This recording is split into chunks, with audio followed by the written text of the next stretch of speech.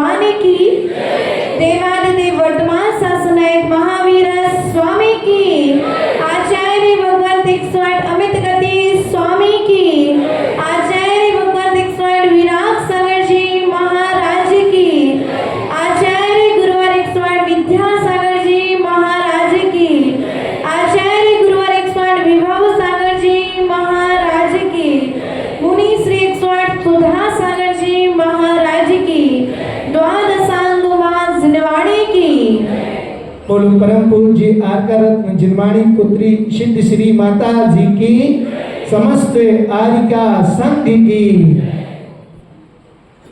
प्रिय आत्मन, आचार्य भगवंत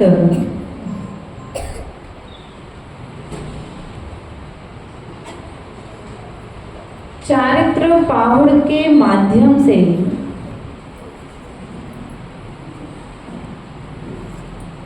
चारित्र की बात को बताते हैं।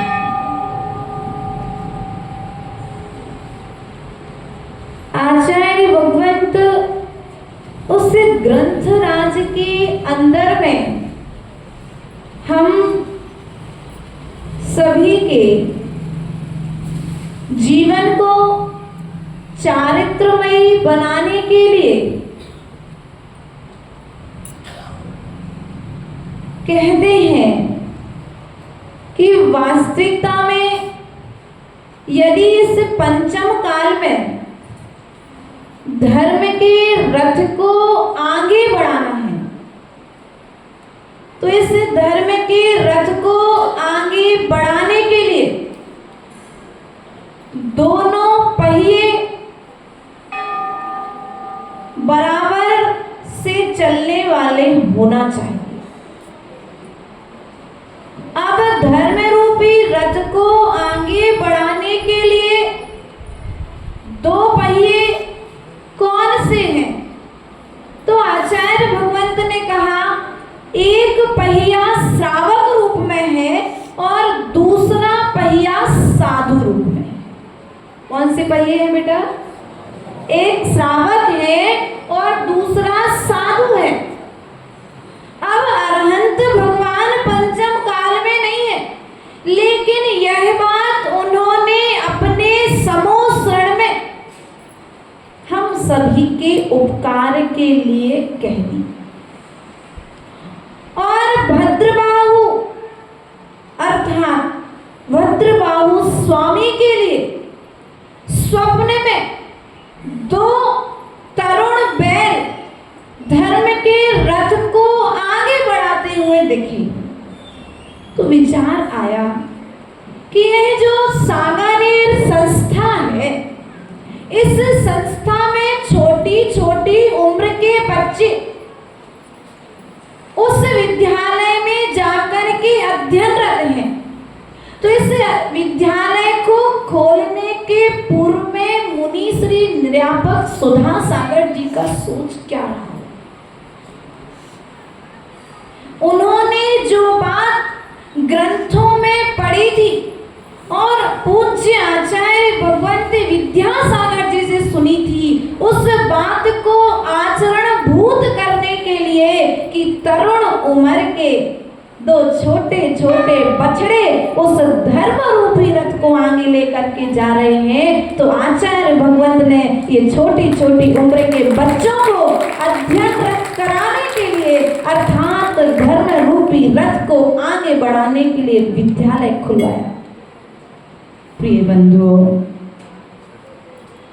हमें इस विद्यालय में प्रायः करके अपने जीवन को विद्यालय में प्रवेश करते साथ यदि विद्यार्थी बन के हम प्रवेश करते हैं तो जीवन में परिवर्तन संभव है। यदि हम विद्यालय में शिक्षक बन के प्रवेश करते हैं तो जीवन में परिवर्तन होना संभव नहीं है। इसलिए इन बच्चों ने, इन विद्वानों ने वहां पर रह करके अध्ययन किया और उस अध्ययन को आज गांव-गांव में लेकर के जा रहे हैं। मात्र उन ग्रंथों को मात्र ग्रंथों में नहीं भरा रखा देना चाहते, वे उन ग्रंथों को बच्चों के कंठ में पहनाना चाहते। व्यक्ति के मस्तिष्क में जिनवाणी की गाथाओं को प्रवेश कराना चाहते हैं। उद्देश्य में यही है। यदि ज्ञान परिवर्तित हो गया, ज्ञान में सुधार हो गया तो जीवन में सुधार हो जाएगा, और ज्ञान में परिवर्तन नहीं करा पाए तो कोई दूसरी ताकत नहीं है जो तुम्हारे जीवन को बदल सके। इसलिए यदि कुछ बदलना है तो बच्चे के ज्ञान को परिवर्तित करो। किसको परिवर्तित करना है? हम बाहर के वातावरण को परिवर्तित करने का प्रयास करते हैं। आचार्य भगवान कहते हैं उसके मस्तिष्क में जो नकारात्मक विचार जन्म ले रहे हैं, उन नकारात्मक विचारों के लिए सम्यक ज्ञान रूपी अर्थात जिनवाणी का आश्रय लेकर के उसे पॉजिटिव बनाओ, अर्थात सकारात्मक बनाओ। श्रुत के द्वारा विचारों को सकारात्मक किया जा सकता है, सोच को सुधारा जा सकता है। प्रिय बंधुओं, मात्र बदलने की आवश्यकता है तो मात्र अपनी सोच को, किसको बदलना है? अपनी सोच को बदलना है, अपनी समझ को बदलना है। किसके सहारे बदलना है? उस सोच को, उस विचार को, उस समझ को बदलने के लिए श्रुत का सहारा लेना पड़ेगा। किसका सहारा लेना पड़ेगा? श्रुत का सहारा लेना पड़ेगा। जब तक जिनवाणी का सहारा नहीं लोगे तब तक आपका ज्ञान सम्यक ज्ञान रूप परिवर्तित नहीं होगा, और सम्यक ज्ञान रूप जब आपका ज्ञान परिवर्तित नहीं होगा तो वह ज्ञान तुम्हारे लिए कल्याण का कारण नहीं बनेगा, अर्थात सम्यक ज्ञान ही कल्याण का कारण है। प्रिय बंधुओं, आज सम्यक ज्ञान शिविर का शुभारंभ हम आज सभा के माध्यम से करने जा रहे हैं। प्रिय बंधुओं, आज के ही दिन देवाधिदेव आदिनाथ भगवान प्रथम तीर्थेश्वर जो हुए, उन्होंने आज के ही दिन दान तीर्थ का प्रारंभ किया था। क्या किया था? कौन सा तीर्थ को परिवर्तित किया था? कौन सा तीर्थ? ज्ञान तीर्थ की दान तीर्थ? बोलो तो, पहले दान दिया कि पहले ज्ञान दिया? बोलो, पहले नंबर आचार्य भगवंत ने दान की परंपरा सिखाई है, बाद में समोसड़ में बैठ करके उपदेश दिया। प्रिय बंधुओं, आज के दिन देवादिदेव अर्थात मुनि आदिनाथ भगवान आहार चर्या के लिए निकले थे। कौन से चर्या के लिए निकले थे? आहार चर्या के लिए निकले थे। लेकिन जब वे आहार चर्या के लिए निकले तो उनकी आहार चर्या कराने का ज्ञान श्रावकों को नहीं था। भैया, श्रावकों को कैसे पढ़ाना है मुनि के लिए, इस बात का ज्ञान नहीं था। जब पंचकल्याणक आदि देखते हैं तो आप उस दृश्य से आपका साक्षात्कार होता है कि कोई भगवान को फल दे रहा है कि ये फल ले लो, कोई कुछ सामान देता है, कोई कुछ सामान देता है, लेकिन मन शुद्धि, वचन शुद्धि, काय शुद्धि बोलना किसी को नहीं आती है। ऐसे देवादिदेव अर्थात मुनि आदिनाथ भगवान ने दान की परंपरा को प्रारंभ किया। कौन सी परंपरा को? दान की परंपरा को प्रारंभ किया। यदि उस समय, अब भगवान तो वज्र और नाराज सेनन के धनी थे माताओं, भगवान के लिए तो भोजन की जरूरत थी क्या? उन्हें भोजन की जरूरत नहीं थी, लेकिन फिर भी आगे पंचम काल में आने वाले साधक उनके ही सामने, उनके रहते रहते उनके 8000 शिष्य, कितने शिष्य बेटा?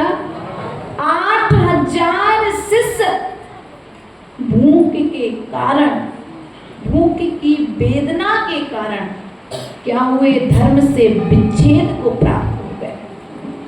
जब उन्होंने यह दृश्य देखा कि अभी चतुर्थ काल में ये स्थिति है तो आगे जाकर के पंचम काल में क्या होगा? क्योंकि सहनन घटेगा, शक्ति घटेगी, व्यक्ति की विशुद्धि घटेगी, तो क्या होगा? आगे जाकर के धर्म का लोप हो जाएगा, और धर्म का लोप होने से किस प्रकार बचाया जाए? तो उन्होंने मुद्रा बांधी और आहार को निकल गए। प्रिय बंधुओं, आज के ही दिन राजा सोम, श्रेयांश और सोम ने देवान मुनि आदिनाथ के लिए आहार देकर के पड़गाहन किया था। क्या किया था? पड़गाहन किया था, आज के दिन भगवान के लिए प्रथम आहार कराया था। और आहार पे क्या दिया था? एक छोटा सा।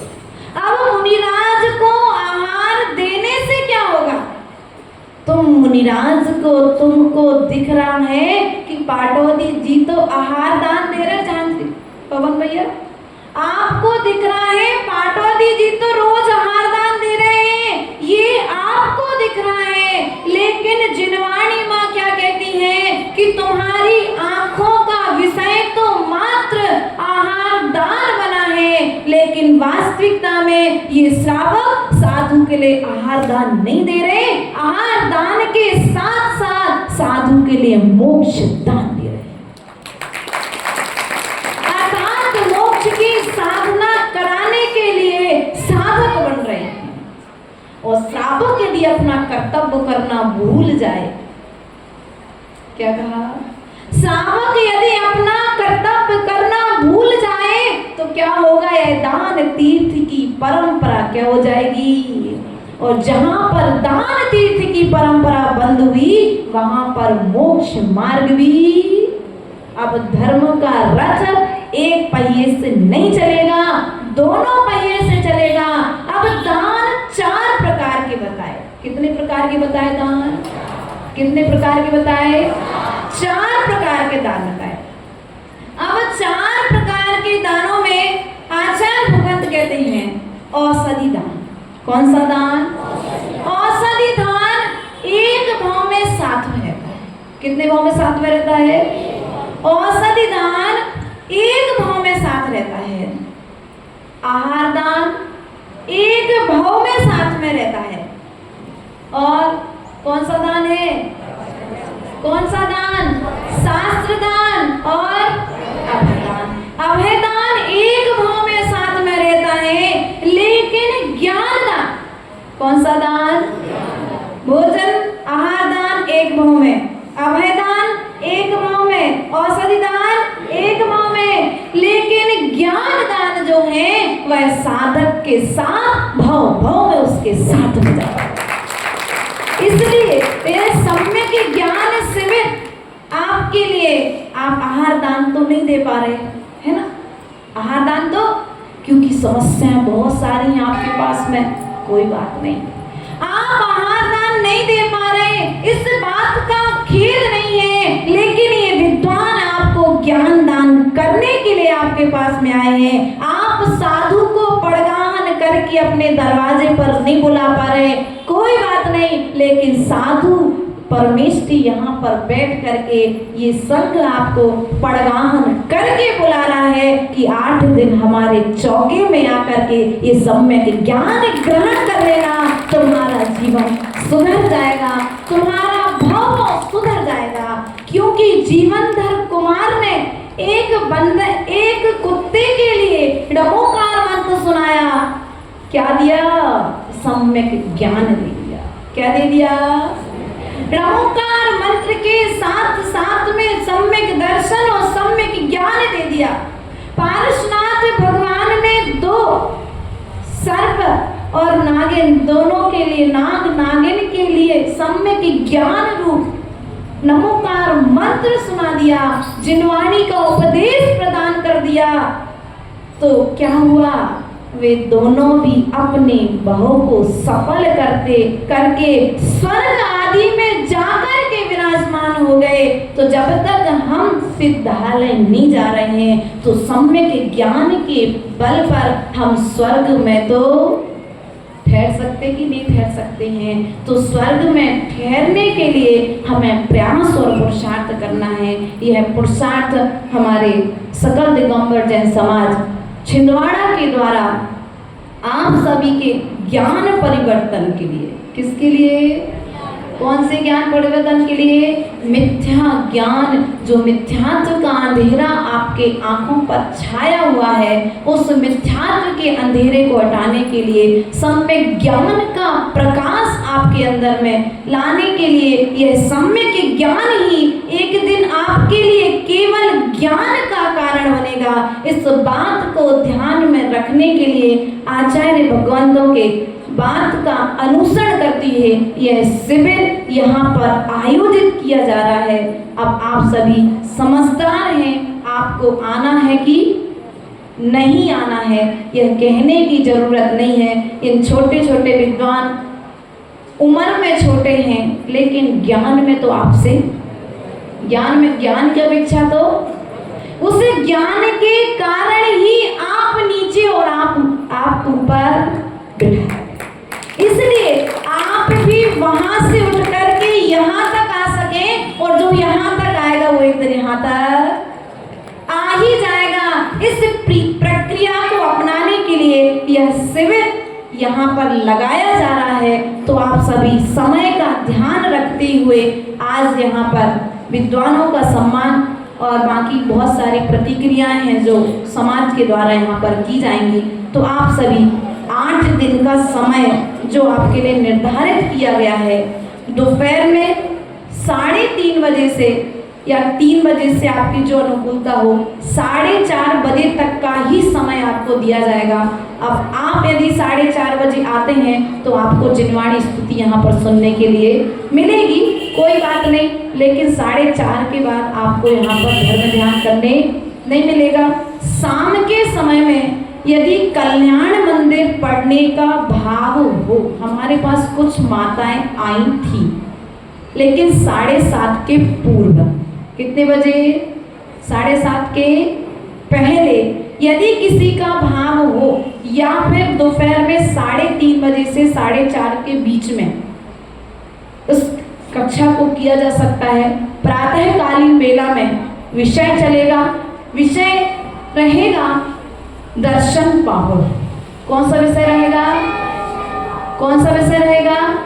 अर्थात हम सम्यक ज्ञान के साथ साथ में अष्टपाहुर की जो 36 कारिकाएं हैं, कितनी कारिकाएं हैं? ज्यादा नहीं है, मात्र 36 कारिकाएं हैं। उन 36 कारिकाओं के माध्यम से हम मात्र आपको जो आपका ज्ञान भटका हुआ है, अर्थात अभी हम श्रावक के लिए भी प्राप्त नहीं, अर्थात हम श्रावक भी नहीं कहलाते हैं क्या? यदि घर पर जाकर के देखा जाए तो हम श्रावक भी, स्वयं की आत्मा कह देगी कि अभी हम श्रावक के योग्य कार्य नहीं कर रहे हैं। तो आप श्रेष्ठ श्रावक बन सके, आपकी मना स्थिति जो धर्म को करने से डर रही है, क्या करते आप लोग? डरते हो। क्या करने से डरते हो? पाप करने से नहीं, धर्म करने से आप लोग डर रहे हो।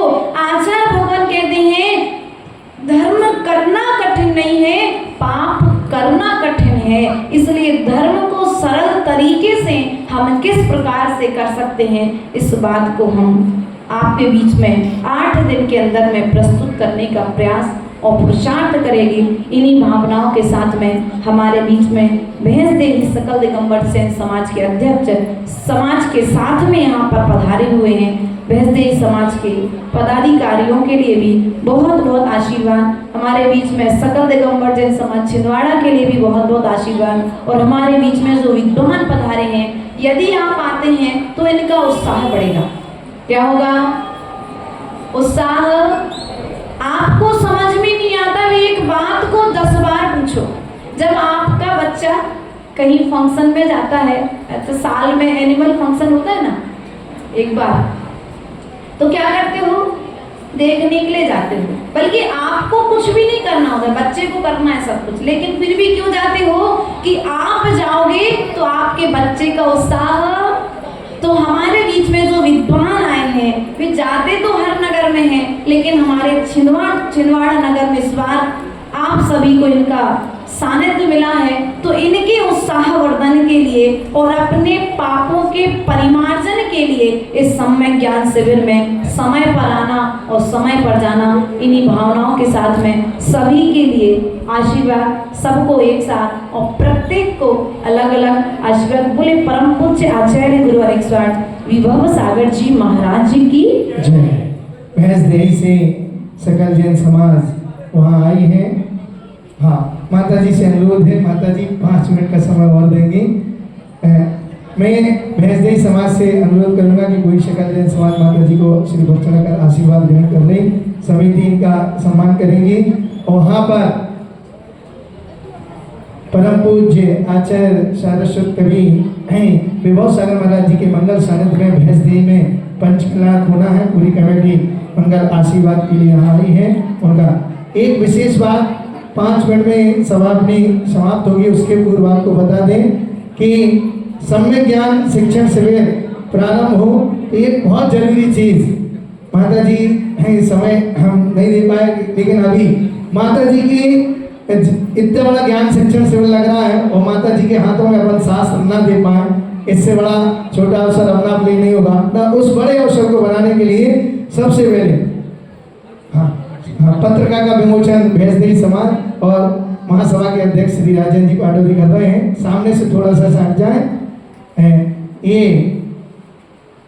फ्लैक्स जो है पंचकल्याण का यहाँ पर, तो माता जी यहाँ साक्षात जिनवाणी पुत्री के रूप में बैठी हुई हैं और माता जी को हम आज ज्ञान शिक्षण शिविर में सभी लोग शास्त्र में करेंगे। उसके पूर्व एक कलश की स्थापना यहाँ पर सम्यक ज्ञान शिक्षण शिविर की, जो 8 दिन तक सम्यक ज्ञान चलेगा, उसका साथी सरपंच उसके परिवार को जाएगा। हम बिल्कुल विलंब नहीं करेंगे इसमें, जिनके भी भाव है वो कलश विधि समापन के दिन उनके परिवार को दिया जाएगा। यही माता जी के हस्त कमलों से ऐसी मंगल कलश को स्थापित करने का सौभाग्य। बिल्कुल समय नहीं लगाएंगे, पैसों का महत्व नहीं है, राजन भैया ने बोल दिया पैसों का कोई महत्व नहीं है, लेकिन उसकी जो विधि है उसमें 51 से 51 रुपये, बिल्कुल देरी नहीं करेंगे। कलश को स्थापित करने का सौभाग्य है 51 से 51 रुपये, ठीक है। 11,111 रुपये, 11,111 रुपये। समय बिल्कुल नहीं है, इसलिए मेरा अनुरोध है कि माता जी के आशीर्वाद से मंगल कलश स्थापित हो। 11,111 रुपये पूरे शिविर का पुण्यार्जक बनने का सौभाग्य। एक जो आपका कलश स्थापित होगा उसमें ज्ञान की जो धारा बहेगी, उसमें इस द्रव्य का सदुपयोग किया जाएगा। 11,111 रुपये, 11,111 रुपये। जिनके भी भाव है शीघ्रता से निवेदन करेंगे।